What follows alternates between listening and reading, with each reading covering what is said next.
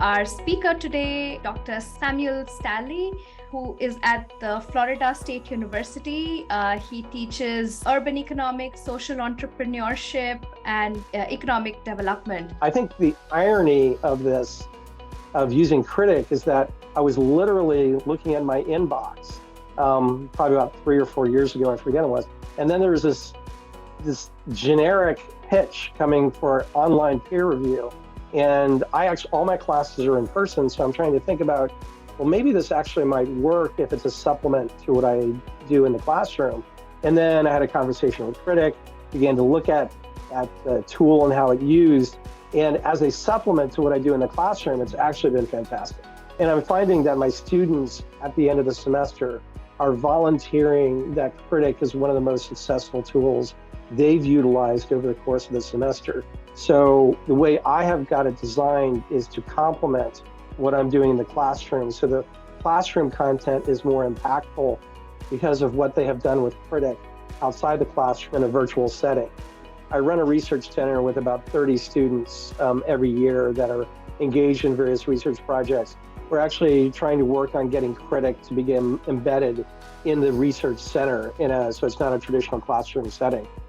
But part of this is helping them understand what their role is and then getting them to really take that role seriously. It's not about grading, it's about improving it.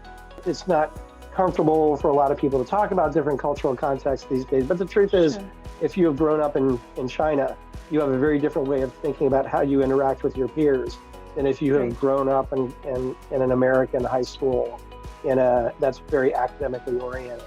And that's different from a lot of my first generation students, which are really just trying to find their footing in many ways. So the feedback and the mechanism we get through Kritik is it's just a great reservoir for me to pull out the particular elements of my classes and my personalities of my students so we can talk about how you interact within that kind of diverse setting. And then how do you provide constructive feedback? If you're trying to provide feedback from a culture that's not really set up to take that feedback in a constructive way, or if you come from a setting where the feedback itself is more harsh or more negative, how do you actually change that into something more constructive? So one of the things that's helpful, because this is where the rubrics have really been very helpful, and then also being able to evaluate the content and the feedback that students get, which, by the way, reinforces what happens in the classroom. So in other words, I do very similar things in a more organic setting in the classroom. Kritik actually provides more structure for students so they can actually see it. The reason I don't have disputes is because we've been able to make this very transparent through the process. So if someone says, well, this didn't work, I don't think this is going to work, they have to say why it doesn't work.